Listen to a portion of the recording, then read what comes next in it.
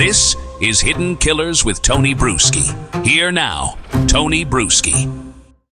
Whatever verdict comes down in Donna Adelson's trial, the truth is the Adelson's family life and legacy has already been rewritten in permanent ink.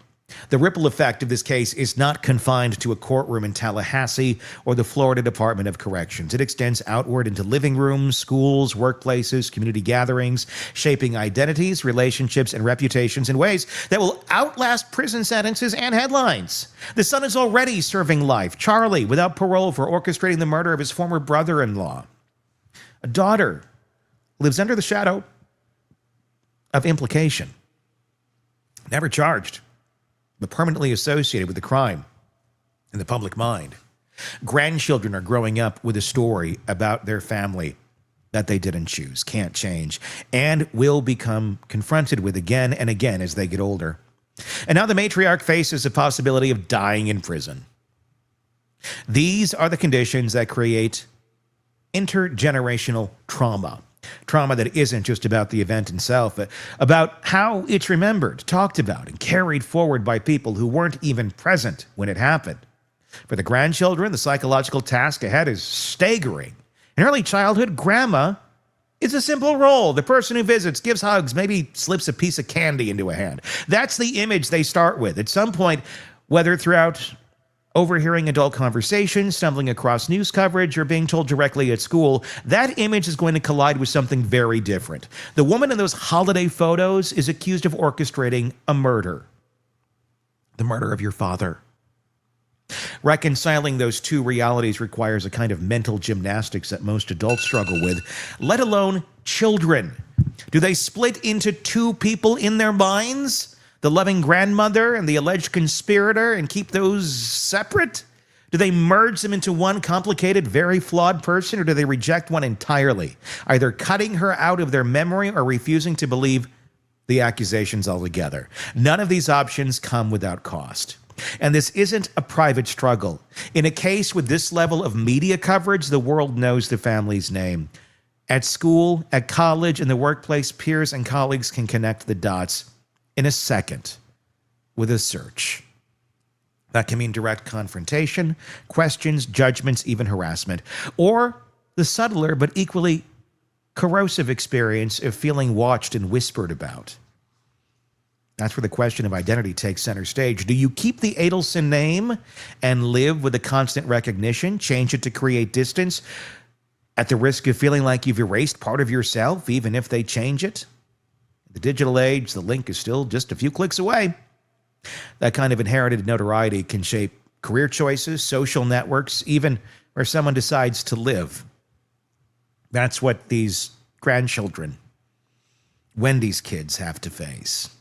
For the adults in the family, the problem is different, but no less severe. How do you maintain loyalty to a loved one convicted of a serious crime without losing credibility in your community? Some relatives will stay firmly in the camp of support, visiting, writing letters, advocating for appeals. Others will create distance, publicly or privately, to protect themselves or their children from being drawn into the glare of the case. Both choices carry emotional weight.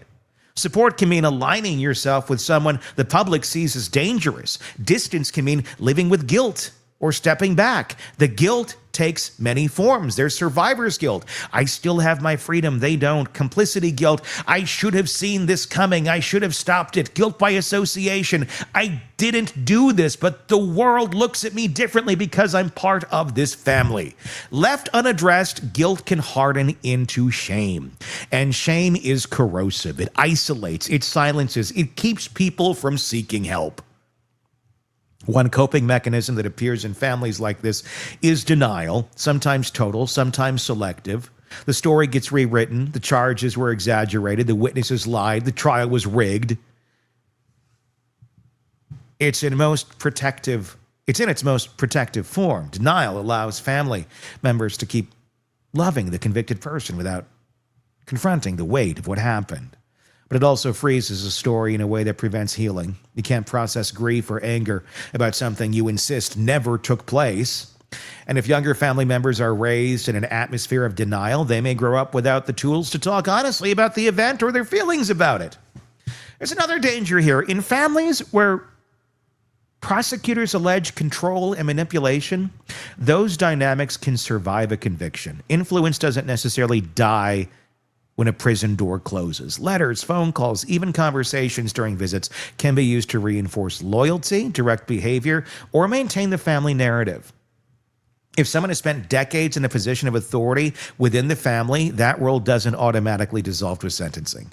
For younger or more dependent relatives, the pull can be very strong.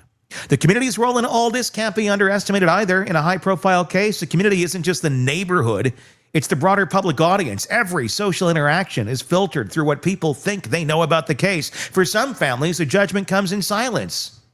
Invitations not extended, conversations that die when you walk into a room. In other cases, it's vocal and aggressive. Confrontations, taunts, or public shaming. Either way, the effect is to limit the safe spaces where the family can breathe and be themselves. That kind of isolation can delay or derail emotional recovery. In some rare situations, families in this position make a deliberate choice to engage publicly, to give interviews, to tell their side, to become activists for reform. That's one way to reclaim agency, but it's a high-risk move. It can backfire if the public sees it as self-serving or if new evidence contradicts the family's statements. And as for the children, it can mean growing up in a public battle they did not choose. So what's a long-term prognosis for a family like this from a psychological standpoint? The best-case scenario: to slow, intentional rebuilding of trust within the family. Honest acknowledgement of what happened, and a separation of individual identities from the family's collective reputation. That means giving each member, especially the younger ones, permission to define themselves on their own terms, without inheriting the guilt or defense of older generations or following the orders of them. The worst case scenario is a closed loop of denial and loyalty where the next generation inherits not just the name, but the unresolved conflict. In those situations, the crime remains the organizing principle of the family, not as an event in the past, but as the live wire running through every interaction, shaping choices for decades. For the public, there's the broader takeaway here. We're quick to focus on the defendant, the trial, the verdict, but in cases like this, the blast radius is wider. It includes people who never set foot in the crime scene, never spoke to a lawyer, never appeared on a witness list, but who will live with the fallout for the rest of their lives. It's a reminder that crimes of this scale don't just create a victim and a perpetrator, they create concentric circles of impact. Each one altering the lives inside in ways that they cannot be undone. For Donna Adelson, the verdict will decide where she spends her remaining years.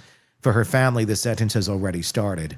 The question now is whether they can find a way to keep that sentence from defining the next generation as completely as it has defined this one. Tell me your thoughts in the comments section. If you're not on YouTube already, find us there. You can watch us do all of these stories and comment. We'd love to have you there. Just search Hidden Killers with Tony Bruschi. Be sure to press subscribe while you're there and search Hidden Killers with Tony Bruschi wherever you get podcasts as well, so you can take us on the go and listen wherever you may be. Love to hear your thoughts on this case as this trial begins to ramp up for Donna Adelson. We'll be covering it every single day, so press subscribe so you don't miss any of our trial coverage here at the Hidden Killers Podcast and True Crime Today. I'm Tony Bruschi. We will talk again real soon. Want more on this case and others? Then press subscribe now and don't miss a moment of true crime coverage from Tony Bruschi and the Hidden Killers Podcast.